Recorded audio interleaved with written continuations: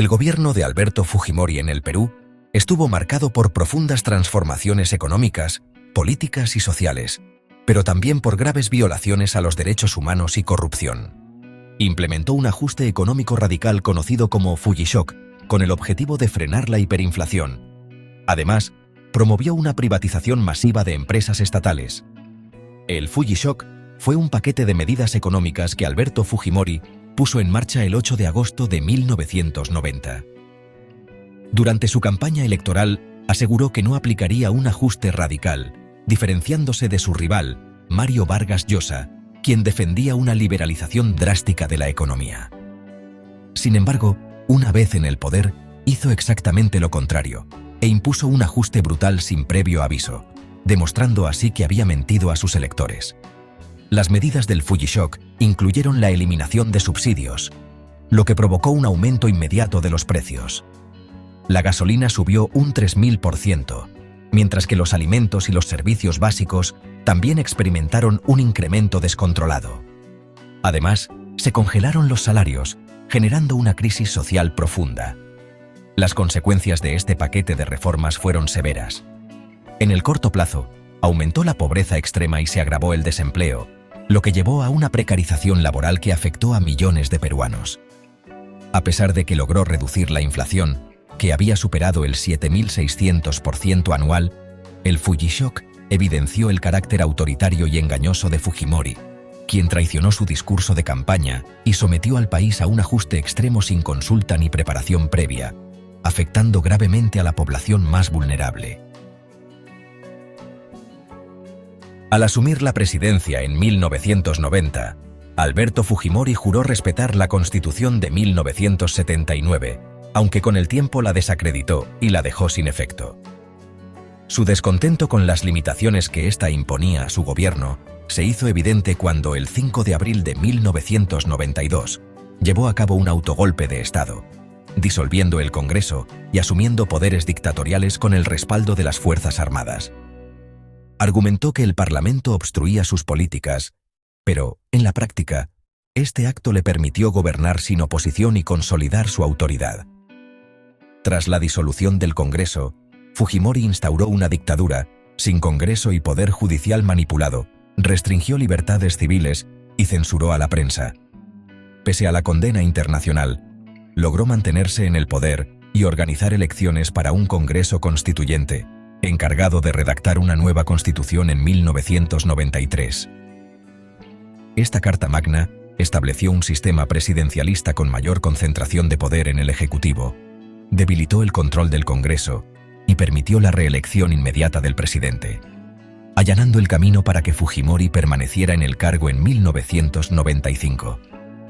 Así, pasó de jurar por la Constitución de 1979, que prohibía la reelección, a deshacerse de ella en apenas 3 años, consolidando un modelo de gobierno autoritario bajo el amparo de una nueva legalidad hecha a su medida. Durante su gobierno, Fujimori creó un aparato de espionaje y control político dirigido por Vladimiro Montesinos, su principal asesor y operador en la sombra. A través del Servicio de Inteligencia Nacional, Montesinos ejerció un férreo control sobre las instituciones del Estado, la prensa y la oposición. Bajo su régimen, se perpetraron crímenes de lesa humanidad, como las masacres de Barrios Altos y La Cantuta, ejecutadas por el Grupo Colina, un escuadrón de la muerte vinculado al ejército. Estos crímenes, justificados bajo la supuesta lucha contra el terrorismo, resultaron en la ejecución extrajudicial de inocentes. Aprovechando el control absoluto del poder, Fujimori fue reelegido en 1995 y nuevamente en el 2000, en un proceso marcado por denuncias de fraude electoral y manipulación del sistema judicial y electoral para allanar su permanencia en el poder. Su régimen empezó a colapsar con la revelación de los Vladivideos, grabaciones secretas en las que Montesinos aparecía sobornando congresistas, jueces y empresarios, además de manipulando medios de comunicación para garantizar el control del gobierno. Estas pruebas de corrupción desataron un escándalo que llevó a la caída del régimen y a la huida de Fujimori a Japón en el año 2000. En noviembre de 2000, tras el escándalo de los Vladivideos y el colapso de su régimen, Alberto Fujimori huyó a Japón, país del que tenía nacionalidad por ascendencia. Desde allí, en un hecho sin precedentes, renunció a la presidencia por fax, evitando regresar a Perú y enfrentar la justicia. Sin embargo, el Congreso rechazó su renuncia y, en su lugar, lo destituyó por incapacidad moral. Aprovechando su ciudadanía japonesa, en 2001 intentó postular al Parlamento de Japón, buscando así protección legal y una plataforma política para seguir influyendo en la política peruana. Sin embargo, su candidatura fue rechazada, lo que debilitó sus intentos de mantenerse en la escena pública. En 2005, Fujimori viajó a Chile con la aparente intención de volver a la política peruana, pero fue detenido por la Interpol. En 2009, fue condenado a 25 años de prisión tras ser hallado culpable de delitos de lesa humanidad, incluyendo las masacres de Barrios Altos y La Cantuta, así como secuestros y desapariciones forzadas cometidas durante su gobierno. Además, recibió sentencias adicionales por corrupción y desvío de fondos públicos para financiar su reelección y sobornar medios de comunicación. En 2001, tras la destitución de Alberto Fujimori, el Congreso peruano aprobó la Ley 27.600, mediante la cual se retiró su firma de la Constitución de 1993. Esta decisión simbólica buscaba marcar distancia con el régimen autoritario que Fujimori instauró en Perú, caracterizado por la concentración de poder, la represión política y la corrupción sistemática. En 2024, el partido Fuerza Popular, liderado por su hija Keiko Fujimori, impulsó un proyecto de ley para restaurar su firma en la Constitución, argumentando que su exclusión fue una venganza política. La medida fue aprobada en enero de 2025 por el Congreso, lo que generó controversia. Sus detractores recordaron que su gobierno se sostuvo en la violación de derechos humanos, el control de las instituciones y la manipulación de elecciones para perpetuarse en el poder. Dictadores como Alberto Fujimori, Francisco Franco, Augusto Pinochet, Jorge Rafael Videla, Omar Torrijos, Anastasio Somoza, Jean-Claude Duvalier, Rafael Trujillo, Hugo Chávez, Kim Il-sung, Mao Zedong, Fulgencio Batista y Fidel Castro promovieron constituciones o reformas legales diseñadas para consolidar su poder, garantizar su reelección y eliminar cualquier oposición.